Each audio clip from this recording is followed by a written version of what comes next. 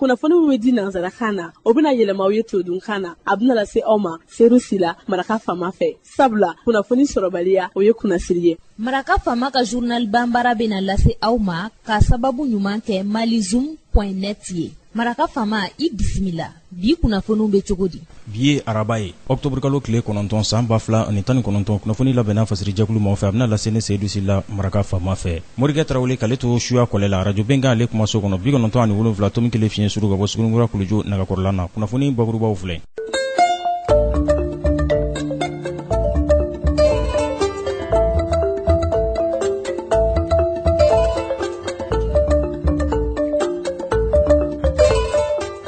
Ɲɔana jɛrɛso minisiriso tɔgɔla mun ɲɛsin bɛ cakɛda fitininw camancɛtaw olu ka lahalayaw ma ntɛnɛndonya tɛmɛlen. Ɲɔana jɛrɛ ale waliyara yen nɔ. Ɲɔana jɛrɛ tako 6nan n'o bɛ tɔrɔmuɲɔ sagoni ɲɔan kan o b'o lahalayaw kofɔ sidabana o kɛlɛli ma sɔgɔsɔgɔninjɛ ani sumaya bana olu dabɔra Lyon biduɲɛ in na. Laurent Gbagbo ka solinadonbaw u bɛ wuli ka jɔ la yaasa Cour pénale internationale ɲɛkɔrɔ u bɛ se ka a ka lahalayaw olu yɛlɛmali ka o ɲɛ sɔrɔ cogo min na. Don wɛrɛ la kumabaw olu ye nin ye minnu bɛna walawala aw ye sandani na aw ni cɛ maraka faama ka journal banbara lamɛnli la.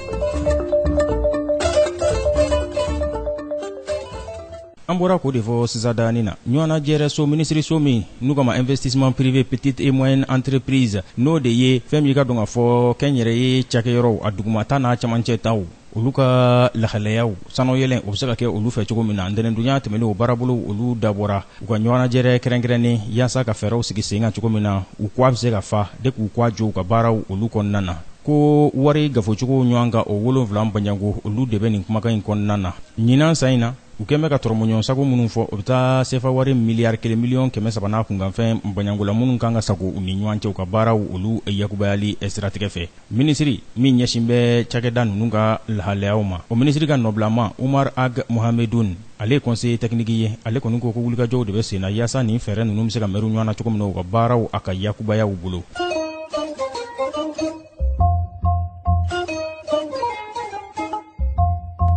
Ɲɔana jɛrɛ tako 6nan n'o ye ka wariw gafo ɲɔan kan yaasa sidabana sɔgɔsɔgɔninjɛ ani sumaya bana olu bɛ se ka kɛlɛ cogo min na o dayɛlɛla biduɲɛ in na Lyon. Maa 4 n'i y'olu ta i b'a sɔrɔ maa 1 a farikololabana cogoya dɔ nin bana 3 in kibaruyaw la ko o dun o bɛ bana kɛlɛli o bɛ o gɛlɛya kosɛbɛ yaasa sidabana yɛrɛ dan bɛ se ka sigi ale walankatali la cogo min na ko fɔ maaw k'u joli sɛgɛsɛgɛw u ka o de kɛ ka u yɛrɛ ka taabolow k'olu dɔn ko fɔ birifini ka bɔ o taasira in de la maaw kana siran joli sɛgɛsɛgɛ ɲɛ bilen yaasa fɛn min ye ka dɔn ka fɔ kɛnɛyasow ni kɛnyɛrɛ ye kɛbagaw olu bɛ se k'u dɛmɛ cogo min na ka u ka banaw k'olu furakɛ kɛrɛfɛ mɛriw u bɛ se ka kisi o ma cogo min na.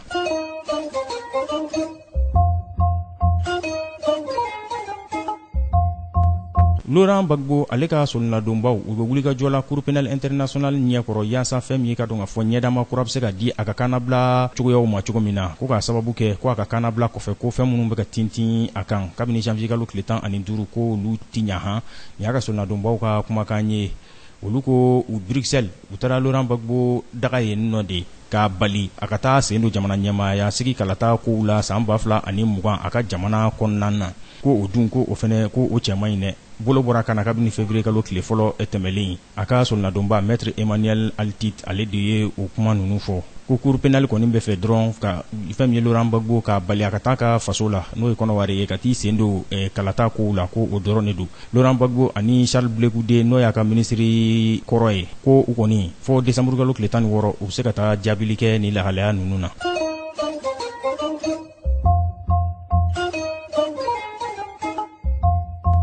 Panguru belebele dɔ n'u kama Boeing 767 compagnie Ethiopian Airlines ale tun bɛ bɔ n'u kama vol ET 908 ale tun bɛ bɔ Dakar ka taa Addis Abeba ka i nɔngɔnma Bamakɔ ka sɔrɔ ka tɛmɛ ko kunu k'a ye bali ka jigin kɛ dɛ n'u kama ko atterrissage d'urgence k'a sababu kɛ a ka réacteur o t'a ka moteur ye wa ko tasuma wulila o la Dakar ale aéroport la Sénégal kunnafonidi siraw olu ye nin fɔ ko maa 90 banyango k'olu de tun bɛ panguru in kɔnɔna na a jatigɛ bonyana na a maasiba ye nin bɛ dansigi bi laseliw la min labɛnna fasirijɛkulu maaw fɛ ka lase a balimakɛ seyidu sila maraka faama fɛ morikɛ tarawele k'ale to suya kɔlɛ la ni ala man ka jɔnya jɔn na sini an na ɲɔgɔn sɔrɔ yan kunnafoni kuraw k'olu lase aw ma n'a b'a fɛ ka maraka faama ka journal banbara ka segin k'a lamɛn a bɛ taa malizoom.net ale sanfɛ www.malizoom.net maraka faama ka journal banbara ka kunnafoni jatara ka laselibaw an n'a bɛɛ lajɛlen ye n'a b'a fɛ ka maraka faama ka reportage vidéo fana ye a bɛ taa malizoom page Facebook ale sanfɛ an n'a bɛɛ lajɛlen ye ne b'aw fo ka waleɲuman dɔn k'a fɔ a k'an bɛɛ sini ni ala sɔnna ma maraka faama ka bi journal banbara lasera aw ma ka sababu ɲuman kɛ malizoom.net ye